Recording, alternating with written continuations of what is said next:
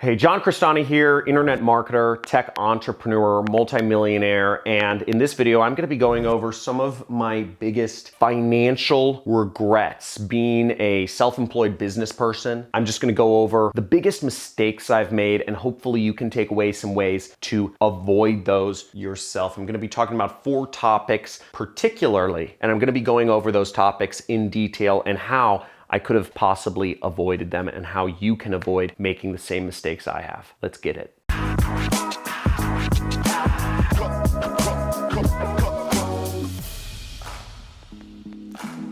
Hey, John Crestani here, and many of you may know about me because I teach marketing on the internet, and I teach how to start internet businesses and use marketing to get exposure for those. But it's been a long journey to get to the place where I am. I've had a lot of ups and downs, and I've made a lot of bad decisions which were disastrous and potentially would have taken me out of doing business at all. I'm gonna be going over some of these problems that I've gone over, so hopefully you can avoid them. This is a very important video simply because many of you are going through the trials of starting your own business, but there are major obstacles along the way, and there are many points of decision which you can make in how you manage your business day to day, or how you manage your time or your money day to day, and many opportunities you may get which you could take up on or not take up on, and understanding what to do and what not to do will help you greatly. So the first thing I'm gonna speak about is retirement. My first biggest financial regret, I'm gonna go over 4, is for many years, I didn't save up a dime for retirement. I didn't put any money away in retirement accounts, particularly. In America, we have a particular type of entity where you can put money away for retirement,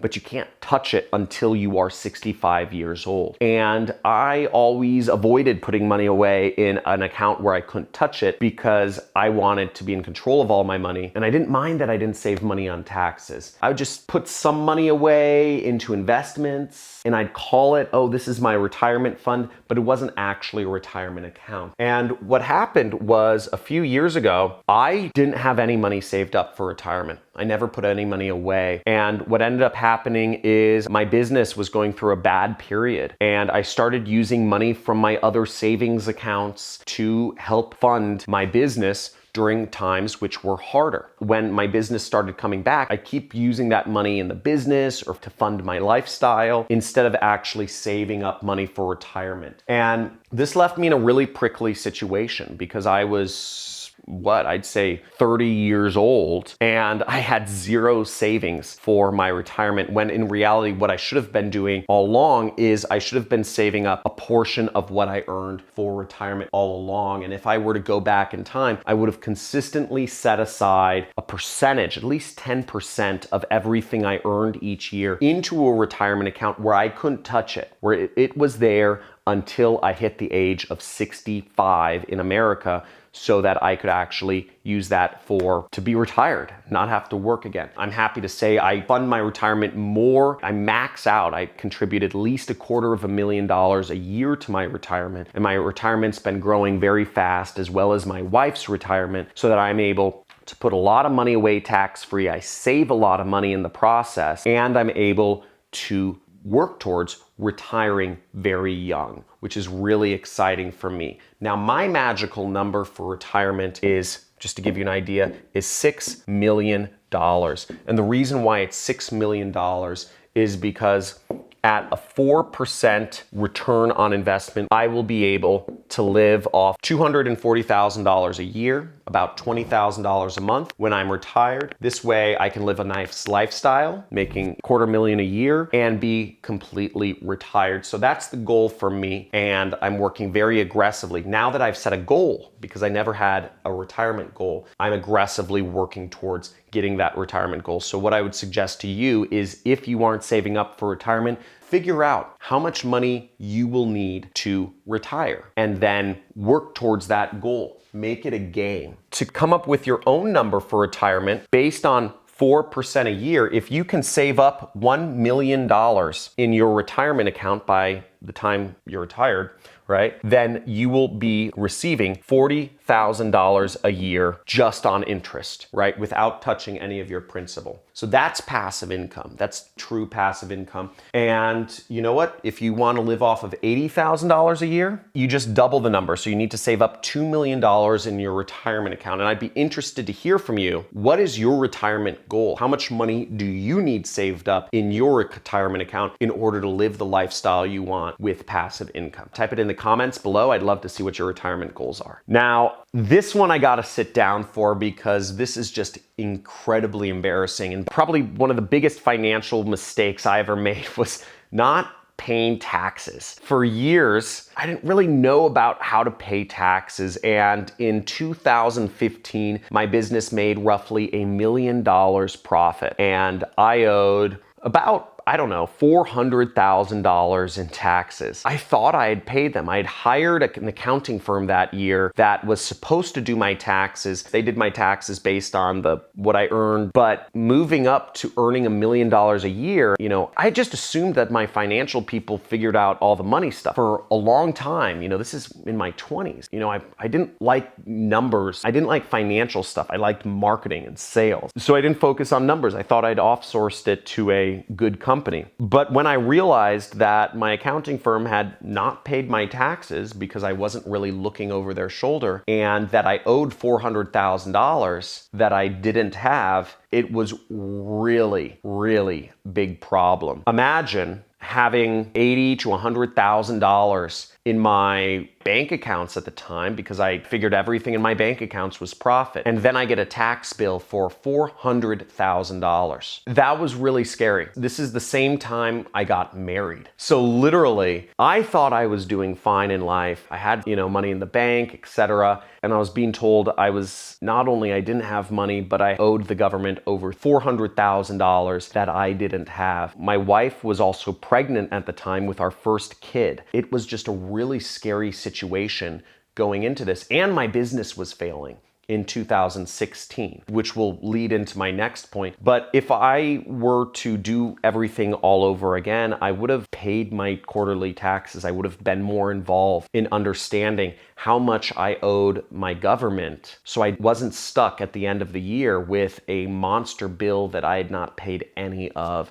and being put in a situation where I owed a lot of back money on taxes. I had more anxiety attacks that year than I ever had before. If you have anxiety attacks about money, real anxiety attacks or panic attacks, type in me in the comments below, or type in just I do, because that year, even though I had a successful business, I was written about in Forbes, it just was really scary. And I don't ever want to go back to that time where I was that stressed out. But just pay your taxes, folks. Pay your quarterlies. Pay it every 3 months. Pay what your expected tax is. Don't wait to the end of the year. Pay it soon if you're running your own business. The third biggest financial regret for me was a company I started named Nutrist, or otherwise known as How to Lose $750,000 in a year. The business I started, I thought I was really smart. I just come off of 2015. This Nutrist happened in 2016, and I just come off of a year where, as a 20-something-year-old, my business had made $3 million, but I personally made $1 million. And I thought I just had the Midas touch. I thought I was a king among men. I could do anything and make money. And I started getting a big ego about things. I started a company, an affiliate network, which I knew nothing about running. I hired people who were inexperienced for the job, not all of them. And I ended up losing $750,000. Ultimately, I was a bad manager. Ultimately, I was bad at managing finances. Ultimately, I was bad at understanding legal contracts. And all of these things added up to result in what ended up happening, which was non-payments from clients, fraudulent activities from our business partners, as well as employee embezzlement. So I got hit by a number of different things, which resulted in, and just bad management, which resulted in me losing a lot of money in a year. The same year, 2016, where I got hit with a tax bill of $400,000, I also lost almost $1 million